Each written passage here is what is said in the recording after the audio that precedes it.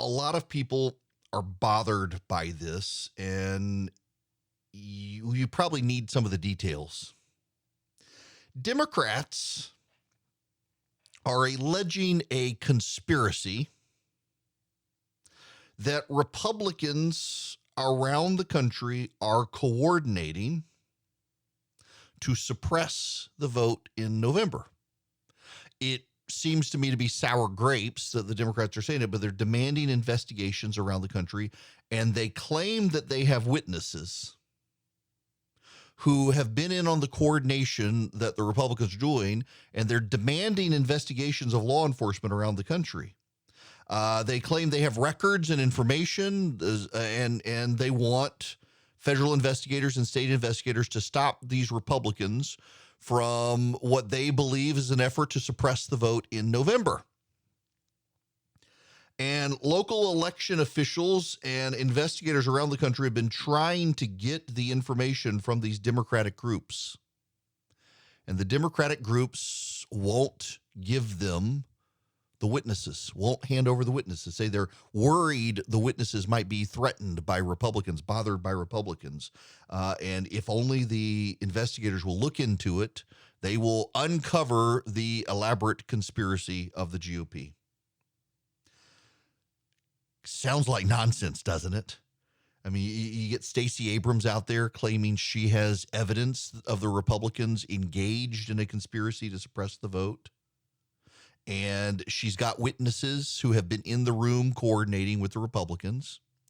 And she has asked the Georgia Bureau of Investigation to investigate. They have asked her to provide the witnesses, to talk to the witnesses, and she has flat out refused to provide the witnesses to the Georgia Bureau of Investigation. She says she has them, and she's told the GBI, the Georgia Bureau of Investigation, what she has and what the witnesses have said, but she will not let the Georgia Bureau of Investigation actually interview the witnesses themselves. It's gotten so bad, in fact, that the elections board in Georgia, which is all Republicans except for one Democrat, they are subpoenaing Stacey Abrams' group, her nonprofit, trying to get her to provide the witness to the state elections board. She wouldn't give the Georgia Bureau of Investigation the witnesses, who apparently have this elaborate plot that they can explain how the vote is going to be suppressed in November, how they're coordinating, what they're doing. And but won't hand them over to the GBI. And so the state elections board has now issued subpoenas demanding it, and said they will work with a judge so that the witness will stay anonymous and will not be harassed. That it's just possible in a legal setting to ensure the witness is not harassed by Republicans. They'll let a judge handle it. And still, Stacey Abrams' nonprofit is refusing to hand over the witness and just saying, investigate, investigate, investigate. Here's what they found, investigate it, but don't talk to them. It sounds absolutely nonsensical, doesn't it? Why would the Georgia Bureau of Investigation waste their time when Abrams won't even hand over the witness to interview? Except I'm not talking about Stacey Abrams and the Democrats. I'm talking about True the Vote and 2,000 Mules. Yeah. Now, if you were worried about Stacey Abrams doing it, why are you suddenly giving credibility to True the Vote and 2,000 Mules? It is propaganda BS, and that's exactly what they've done. If you watch the movie, I have watched the movie. Yes, there are people who wear gloves.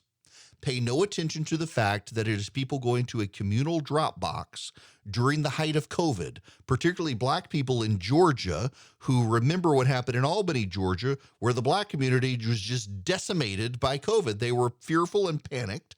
And I go to the grocery store, even now you'll still see people in latex gloves and face shields. But it was way worse back then. And it's also wintertime, and some people were wearing gloves because it was really, really cold. But also, you should know, despite True the Vote, and yes, by the way, True the Vote claims to have witnesses who have all the information and will not hand them over to be interviewed by investigators. They claim, well, they'll get harassed if we do. The Georgia Elections Board, which has one Democrat and otherwise is completely made up of Republicans, has gone so far as to issue a subpoena demanding that the organization hand over the witness, and they're fighting it. Why? What do you have to hide? Is the witness real? What information do they have? Vic Reynolds is the head of the Georgia Bureau of Investigation. He was given the cell phone data that 2000 Mules features. He responded to the chairman of the Georgia Republican Party and says, it is certainly interesting, but it's circumstantial. There's no there. They can't prove that these people stopped at drop boxes.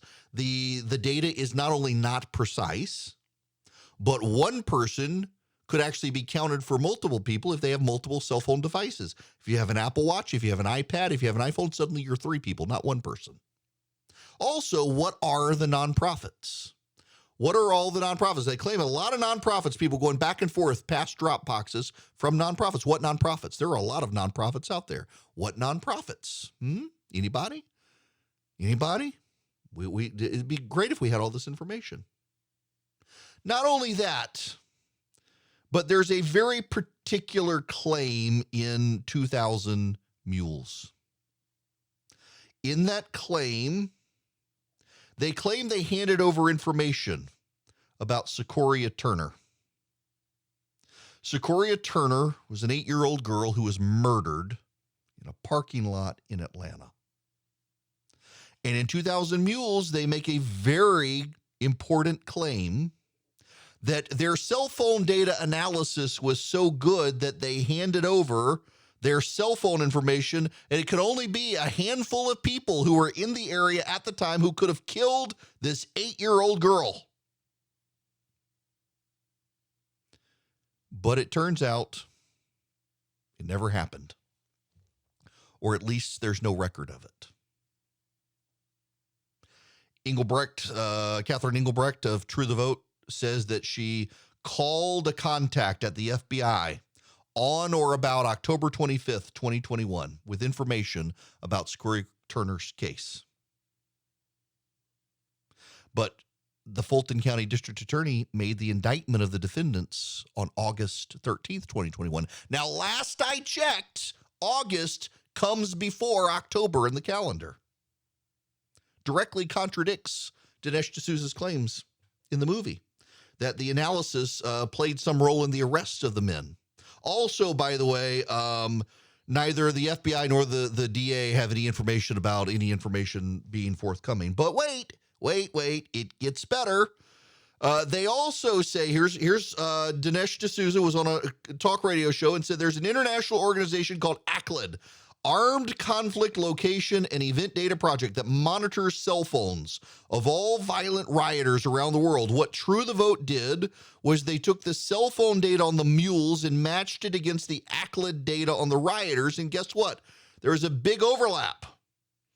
They also cite it in 2000 Mules. They cite the organization in 2000 Mules. There's an organization, this is from the film, quote, there's an organization that tracks the device IDs across all violent protests around the world. We took a look at our 242 Mules in Atlanta, and sure enough, dozens and dozens and dozens of our Mules show up on the ACLED databases. This is not grandma out walking her dog. These are, violent criminals sometimes. ACLED says not only is it impossible to be able to use the data that they have in that way, they do not save device ID data, so it would be impossible. And also, they never were contacted by anyone about this. They don't keep specific location data inside cities. They track time of day of incidents. And they don't track time of day of incidents. They don't track individual participants except for known high-profile leaders. They do track violent incidents around the world, including riots and peaceful protests, but there's no specific location data inside cities. And in any event, they were never contacted. I'm just telling you all the truth. You're being scammed. Also, by the way, they say that they've got all this video evidence of people showing up at drop boxes, dropping off multiple ballots. The Georgia Bureau of Investigation and the Georgia Elections Board have found several of those people in Georgia. They were dropping off family ballots. It is indisputed that they were dropping off family ballots. None of them are seen going to multiple drop boxes. In fact, there's a very sleight of hands in the movie claiming that people go back and forth across these drop boxes, except for some reason, you only see one person once. They don't actually show you someone going repeatedly through video evidence. And they say, don't believe your eyes, believe the cell phone data. But the people who are in charge of the cell phone data say you can't actually use the cell phone data that way. It's not precise enough to be able to use it.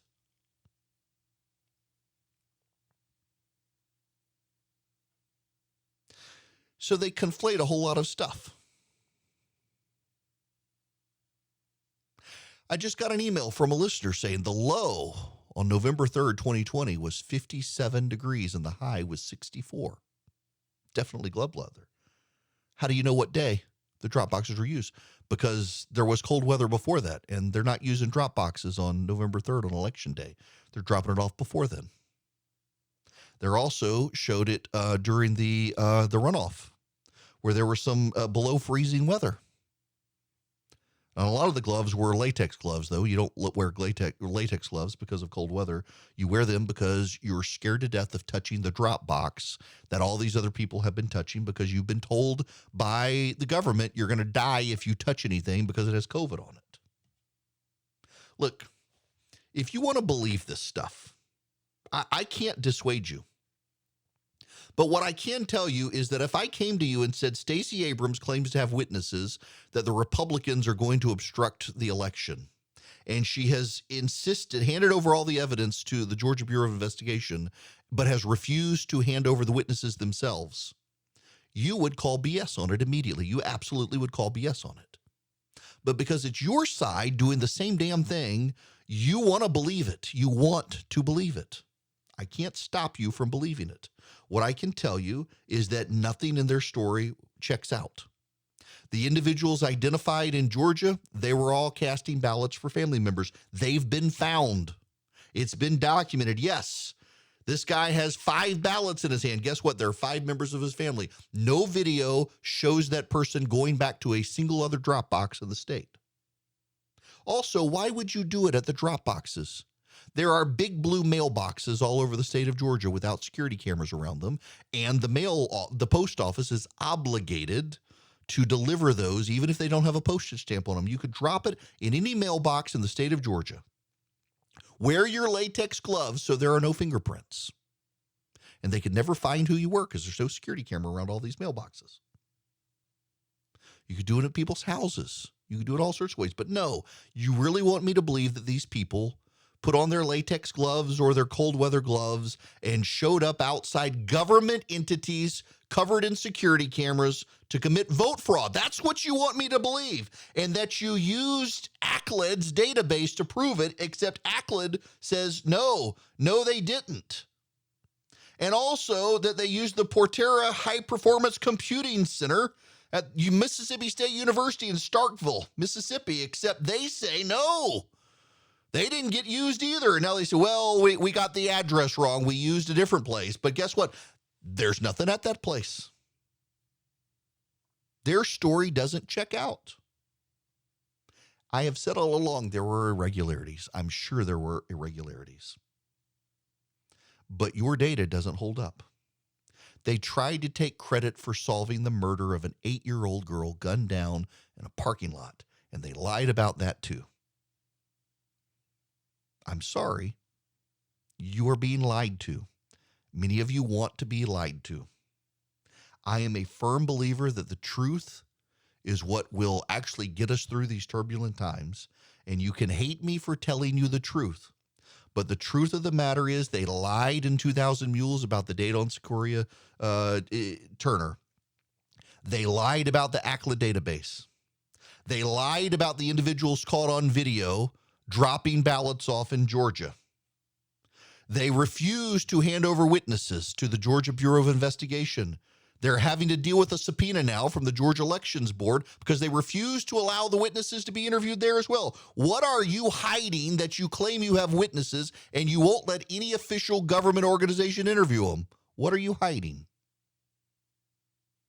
Maybe what you're hiding is You've made a mountain out of a molehill. You've claimed you had things that you don't have.